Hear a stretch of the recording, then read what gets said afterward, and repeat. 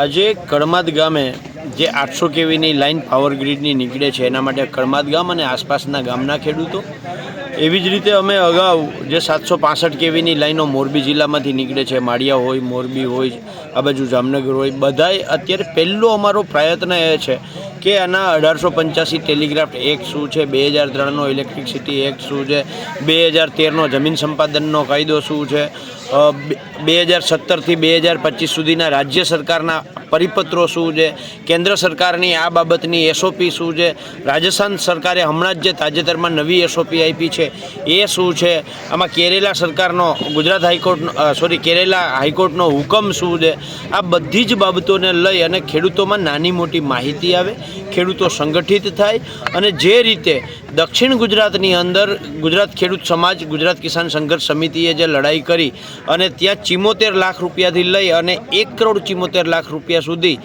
765 કેવીમાં જે જયેશભાઈ પટેલે વળતર અપાવડાવ્યું છે અને નવસારી કલેક્ટરે જે રીતે માર્કેટ ભાવે ખેડૂતોને વળતર આપવાનો હુકમ કર્યો છે, તો નવસારી કલેક્ટર જો હુકમ કરી શકતા હોય તો મોરબી કલેક્ટર કે સુરેન્દ્રનગર કલેક્ટર શું કામ ના કરી શકે? એટલે આ બધી જે ખેડૂતોમાં અજ્ઞાનતા છે એ બાબતે આખી માહિતગાર કરવા માટે અમે આ રીતે 8-10 ગામ ભેગા કરી અને મિટિંગોનું અત્યારે પ્રયોજન કરીએ છીએ. અને હું આપના માધ્યમથી, આપની ચેનલના માધ્યમથી ખેડૂતોને કહેવા માગું છું કે આવતી 6 તારીખે મોરબી કલેક્ટરને અમે એક રજૂઆત કરવા જવાના છીએ, આવેદનપત્ર આપવા જવાના છીએ. તો જે ખેડૂતો મોરબી કલેક્ટરે સવારે 10 વાગે પહોંચી શકતા હોય તો એ લોકો પધારે એવું ભાવભર્યું આમંત્રણ સાથે આહવાન કરીએ છીએ. અત્યારે અડાણીવાળાની 800 મેગાવોટની જે લેન્ડ નીકળે છે, સુરેન્દ્રનગર જિલ્લો મોરબી જિલ્લામાંથી પસાર થવાની છે, તે અત્યારે કંપનીવાળા આવી અને ખેડૂતને પૂછતા નથી અને ગમીના ખેતરમાં અત્યારે મંડે ખાડા ખોદવા. એટલે શું આ સરકારને કંઈ વળતર દેવડાવવાનું જ નથી? આ કંપની સરકારની કંપની છે કે શું, ખબર ન પડતી અમને.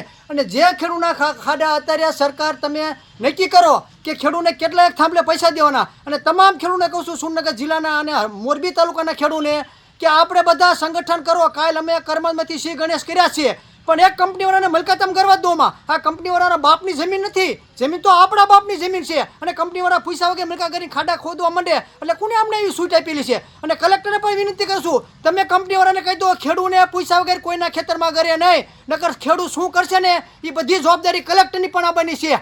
તમામ કહું છું. અને પોલીસવાળાને પણ વિનંતી કરી કહું છું, તમે મંજૂરી લીધા વગર આવતા નહીં, નકર આ ખેડૂત કાયદેસર તમારી માથે પણ કેસ કરવાના છે. એટલે તમે એમ ના માનતા કે ખેડૂત જવા દેવાના છે. અને અડાણીના બાપની કંપની હોય ને તો ભલે હોય, ખેડૂતને પૂરું વળતર ચૂકવે. જો ગુજરાત સરકારને અડાણીવાળાને નફો કરાવવો હોય તો ખેડૂતના છોકરા 3 છે કે ખેડૂતને 5-5નું કુટુંબ છે, એને એના છોકરા માટે વિકાસ કરવાનો હોય. વિકાસ કરી એમની ના હોય કે એક થાંભલે અત્યારે ખેડૂતને 2 કરોડ રૂપિયા તમે આપી દો અને મહિને 50,000 રૂપિયા ભાડું આપો. તમારે જો આજીવન ખેડૂતની જમીન અત્યારે હોય 10 લાખનો વીઘો જમીન હોય, એમાં લેન્ડ કાઢી દો એટલે ખેડૂત તો પૂરું થઈ જવાનું છે. નથી એને થવાનું, કંઈ નથી થવાનું. એટલે તમામ અત્યારે કહું છું ખેડૂતને મોરબી 100 તારીખે કલેક્ટરને આયોજનપત્ર દેવાનું છે. તમામ સુરેન્દ્રનગર જિલ્લાના ખેડૂતને જવાનું છે.